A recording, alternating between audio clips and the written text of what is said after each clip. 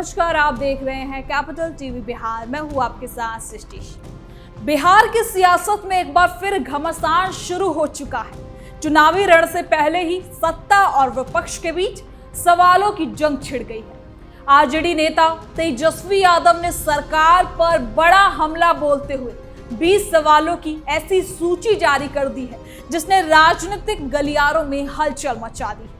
रोजगार से लेकर विकास, प्रशासन से लेकर जनता के मुद्दों तक तेजस्वी ने सरकार को जवाब देने की चुनौती दे दी है। लेकिन क्या ये सिर्फ सवाल है या फिर आने वाले चुनाव की बड़ी रणनीति? क्या तेजस्वी यादव इन मुद्दों के जरिए सरकार को घेरने की तैयारी कर रहे हैं? दूसरी तरफ एनडीए ने भी मोर्चा संभाल लिया है। जेडीयू नेता नीरज कुमार ने तेजस्वी के हमलों पर पलटवार करते हुए सवालों की राजनीति पर जवाबी हमला बोला है। बिहार में अब लड़ाई सिर्फ बयानों की नहीं है, बल्कि जनता के बीच अपनी कहानी साबित करने की है। एक तरफ विपक्ष सरकार की कमियां गिनाने में जुटा है, तो दूसरी तरफ सत्ता पक्ष अपने काम और उपलब्धियों को हथियार बना रहा है। अब आने वाले समय में यही मुद्दा बिहार की राजनीति की दिशा को तय करने वाला है। तो चलिए जरा विस्तार से जानते हैं क्या है ये पूरा मामला। बिहार की सियासत में सवालों की जंग। तेजस्वी यादव ने उठाए कई सवाल, एनडीए ने संभाला मोर्चा, दिया कड़ा जवाब। बिहार की राजनीति में चुनावी सरगर्मी बढ़ने लगी।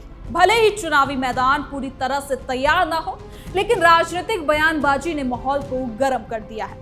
सत्ता पक्ष और विपक्ष के बीच आरोप प्रत्यारोप का सिलसिला तेज हो चुका है। इस बार आमने सामने है आरजेडी नेता तेजस्वी यादव और एनडीए सरकार। आपको बता दें कि इस बार मुद्दा बना है तेजस्वी यादव की ओर से उठाए गए 20 सवालों का, जिनके जरिए तेजस्वी ने सरकार और मुख्यमंत्री सम्राट चौधरी को घेरने की कोशिश की। तेजस्वी यादव ने कई मुद्दों को लेकर सरकार से जवाब मांगा और कहा कि जनता को सिर्फ दावे नहीं बल्कि जमीन पर दिखने वाला काम चाहिए। तेजस्वी यादव का ये हमला उस समय आया जब बिहार की राजनीति में आने वाले चुनावों को लेकर हर दल अपनी रणनीति मजबूत करने में जुटा है। आपको बता दें कि विपक्ष लगातार सरकार के कामकाज पर सवाल उठा रहा है, वहीं सत्ता पक्ष अपनी उपलब्धियों को जनता के सामने रखने की तैयारी में जुटी हुई।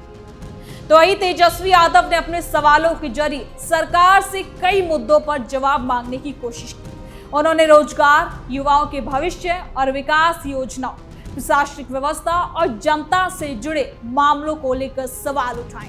जो सम्राट चौधरी है, एक अनूठा अंगूठा छाप मुख्यमंत्री है, सिलेक्टेड मुख्यमंत्री, कोई मैंडेट के मुख्यमंत्री है, तो जनता ने चुना है।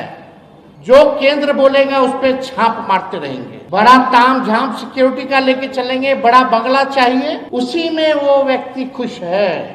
अब तक का कितना बिहार सरकार का खजाना ऋषि श्री ने लूटा, या ये भी सृजन घोटाला जैसा हो जाएगा, या ये भी एस्टीमेट घोटाला जैसा हो जाएगा, या अन्य घोटालों जैसा हो जाएगा। जिन विभागों में ये महा घोटाला हुआ, उनके विभागीय मंत्रियों ने अभी तक अपनी नैतिक जिम्मेदारी लेते हुए इस्तीफा क्यों नहीं दिया? कि मुख्यमंत्री अपरिपक्व है, अदूरदर्शी है, नाकाबिल है, और अधिकारी भी जानते हैं कि कितने बड़बोले हैं। इन सवालों के सिलसिले में सम्राट चौधरी और केंद्र सरकार थे। तेजस्वी का कहना है कि बिहार में आम लोगों को जिन समस्याओं का सामना करना पड़ रहा है, सरकार को उन पर जवाब देना चाहिए। उनका आरोप है कि सरकार केवल योजनाओं और उपलब्धियों का प्रचार करती है, लेकिन जमीनी स्तर पर कई चुनौतियां भी अभी मौजूद हैं। आरजेडी लगातार ये संदेश देने की भी कोशिश कर रही है कि वो जनता के मुद्दों को उठाने वाली पार्टी है। पार्टी का फोकस युवाओं, रोजगार और सामाजिक मुद्दों पर है। तेजस्वी यादव पहले भी कई मौकों पर सरकार को इन्हीं मुद्दों पर घेरते नजर आए, लेकिन तेजस्वी यादव के हमले के बाद एनडीए की तरफ से भी जवाबी हमला शुरू हो गया है। अब तक आप तेजस्वी यादव को सुन रहे थे, लेकिन जैसे ही यह सवाल एनडीए ने अपने हाथों में लिया, तो आइए बताते हैं क्या कुछ कहा।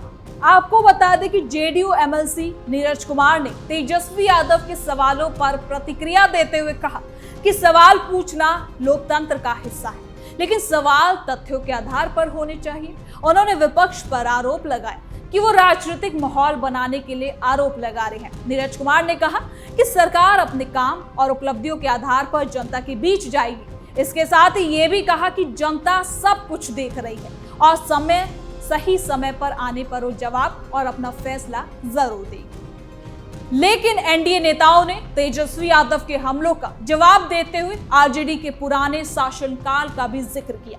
उनका कहना है कि बिहार की जनता पुराने दौर को भूली नहीं है और वो वर्तमान सरकार के कामों की तुलना भी कर रही है। सत्ता पक्ष का दावा है कि बिहार में विकास की रफ्तार बढ़ रही है। सरकार की ओर से सड़क, बिजली, शिक्षा, स्वास्थ्य और प्रशासनिक सुधारों को अपनी उपलब्धियों के तौर पर पेश भी किया जा रहा है।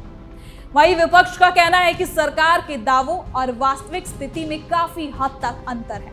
आरजेडी का आरोप है कि युवाओं को रोजगार, किसानों को राहत और आम जनता को बेहतर सुविधाओं की जरूरत है। यही वजह है कि बिहार की राजनीति में मुद्दों की लड़ाई अब तेज होती नजर आ रही है।